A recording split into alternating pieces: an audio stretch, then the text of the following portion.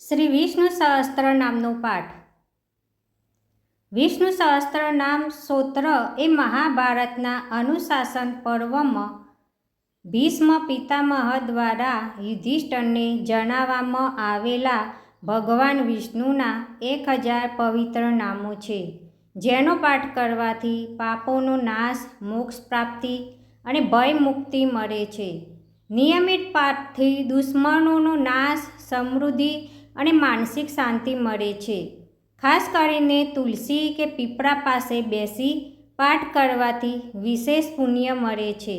ભક્તો, આજના આ વિડીયોમાં ભગવાનની સ્તુતિ ક્યારે અધૂરી ન મૂકવી માટે આ સુંદર વિષ્ણુ સહસ્ત્ર નામનો પાઠ અને વિષ્ણુ ભગવાનના 51 નામનો જાપનો પૂરો આનંદ લેવા વિડીયોને અંત સુધી જરૂરથી જુઓ અને ઘરના વાતાવરણને સુંદર બનાવો। કોમેન્ટની અંદર જય શ્રી કૃષ્ણ અથવા ઓમ નમો ભગવતે વાસુદેવાય લખવાનું ભૂલતા નહીં।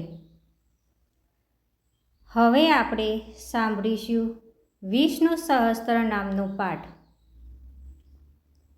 વિષ્ણુ સહસ્ત્ર નામનો પાઠ આ રીતે છે। અંત વિનાના, હજારો સ્વરૂપવાળા, હજારો ચરણવાળા, મસ્તકવાળા, સાથર અને બાહુવાળા પરમાત્માને નમસ્કાર હો। હજારો નામવાળા અને 1000 કોટી યુગને ધારણ કરનાર એવા શાશ્વત બ્રહ્મ પુરુષને નમસ્કાર હો। જેની નાભીમાં કમળ છે એવા ભગવાન વિષ્ણુને નમસ્કાર હો। જલમાં શયન કરનાર શ્રી વિષ્ણુ ભગવાનને નમસ્કાર હો। હે કેશવ, હે અનંત, આપને નમસ્કાર હો। હે વાસુદેવ, આપને નમસ્કાર હો। હે વાસુદેવ, આપની વાસનાથી, વ્યાપકતાથી ત્રણેય લોક વાસનાવાળા વ્યાપક થયા છે અને સર્વ પાણી પદાર્થના આપ નિવાસસ્થાન રૂપ એવા હે વાસુદેવ, આપને નમસ્કાર હો। બ્રહ્મ સ્વરૂપ અને ગૌ બ્રાહ્મણનું હિત કરનાર એવા દેવને નમસ્કાર હો। જગતનું હિત કરનાર શ્રી કૃષ્ણને નમસ્કાર હો। ગોવિંદ સ્વરૂપને નમસ્કાર હો। જેમ આકાશમાંથી પૃથ્વી પર પડેલું પાણી સમુદ્રમાં જાય છે, તેમ બધા દેવોને કરેલા નમસ્કાર ભગવાન કેશવ પ્રતિ જાય છે। જેમાં શ્રી હરિનું ભજન પૂજન થાય છે એવા આ માર્ગ નિષ્કંટક છે અને શ્રી હરિના ભજન પૂજન વિનાના માર્ગને કુમાર્ગ જાણવો। બધા વેદો જાણવાથી જે પુણ્ય થાય છે અને સર્વ તીર્થયાત્રાથી જે ફળ મળે છે તે સમગ્ર ફળ દુષ્ટોનો નાશ કરનાર શ્રી વિષ્ણુ ભગવાનની સ્તુતિ શ્રદ્ધાપૂર્વક કરવાથી મળે છે। જે મનુષ્ય શ્રી હરિના મંદિરમાં નિત્ય 3 વાર પ્રભાત, મધ્યાહન અને સાયંકાળ 2 કે 1 વાર પણ આ વિષ્ણુ સહસ્ત્રનો પાઠ કરે છે, તેના સર્વ પાપ કર્મો નાશ પામે છે। જે મનુષ્ય આ સ્તોત્ર પત્રનો પાઠ ભાવભક્તિથી કરે છે, તેના શત્રુઓ બળી જાય છે, તેના ઉપ સર્વ ગ્રહો શાંત રહે છે અને તેના સર્વ પાપ વિનાશ પામે છે। જેને શ્રદ્ધાપૂર્વક આ સ્તોત્રનું ધ્યાન કર્યું કે પાઠ કર્યા, તેને સર્વદાન આપ્યા એમ સમજવું અને દેવોની રૂના પ્રકારની પૂજા કરી એમ સમજવું। ભગવાન વિષ્ણુ કહે છે, જે મનુષ્ય દરેક બારસના દિવસે મારી સમીપ આ વિષ્ણુ સહસ્ત્ર નામનો પાઠ કરે છે, તેના આ લોક કે પરલોકમાં કોઈ પણ ઠેકાણે ભય રહેતો નથી અને તેના કરોડો કલ્પના પાપ ધીમે ધીમે બળી જાય છે। હે અર્જુન, જે મનુષ્ય પીપળાની પાછે કે તુલસીની પાસે બેસીને આ વિષ્ણુ સહસ્ત્ર નામનો પાઠ કરે છે, તેને કરોડો ગાયોના દાનનું ફળ પામે છે। જે મનુષ્ય નિત્ય શિવાલય અથવા તુલસીના વનમાં બેસીને નિત્ય શ્રી વિષ્ણુ સહસ્ત્ર નામનો પાઠ કરે છે તે મોક્ષ પામે છે અને તેના બ્રહ્મ ઇત્યાદિ ઘોર પાપ હોય તે પણ એ સર્વનાશ પામે છે, એવું ચક્રધારી ભગવાનનું વચન છે.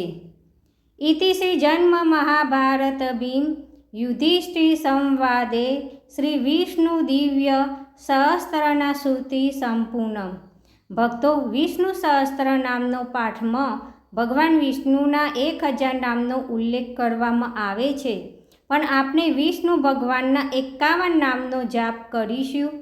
વિષ્ણુ ભગવાનના 51 નામ આ રીતે છે: ઓમ વિષ્ણવે નમઃ, ઓમ ભૂતાત્મને નમઃ, ઓમ પરમાત્મને નમઃ, ઓમ પુરુષાય નમઃ, ઓમ અક્ષરાય નમઃ, ઓમ યોગાય નમઃ, ઓમ શ્રીમતે નમઃ, ઓમ કેશવાય નમઃ, ઓમ પુરુષોત્તમાય નમઃ, ઓમ શિવાય નમઃ, ઓમ સંભવાય નમઃ, ઓમ ભાવનાય નમઃ, ઓમ ઈશ્વરાય નમઃ, ઓમ પદ્મનાભાય નમઃ, ઓમ અમર પ્રભવે નમઃ, ઓમ શાશ્વતાય નમઃ, ઓમ કૃષ્ણાય નમઃ, ઓમ પવિત્રાય નમઃ, ઓમ પ્રાણદાય નમઃ, ઓમ પ્રાણાય નમઃ, ઓમ માધવાય નમઃ, ઓમ મધુસૂદનાય નમઃ, ઓમ ઈશ્વરાય નમઃ, ઓમ વિક્રમાય નમઃ,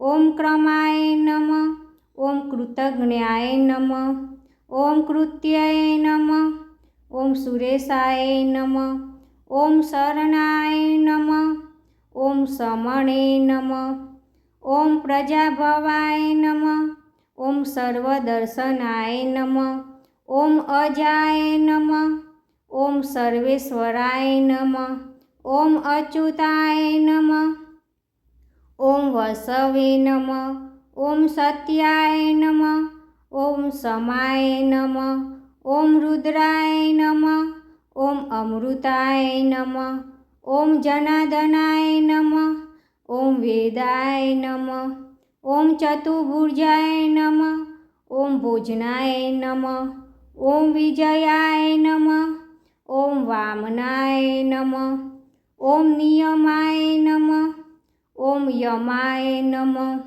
ઓમ માધવાય નમઃ, ઓમ અનિરુદ્રાય નમઃ, ઓમ ગોવિંદાય નમઃ. ભક્તો, અહીં આપણે વિષ્ણુ ભગવાનના 51 નામનો જાપ પૂર્ણ કરીએ છીએ. કોમેન્ટની અંદર જય શ્રી કૃષ્ણ લખવાનું ભૂલશો નહીં. જય શ્રી કૃષ્ણ.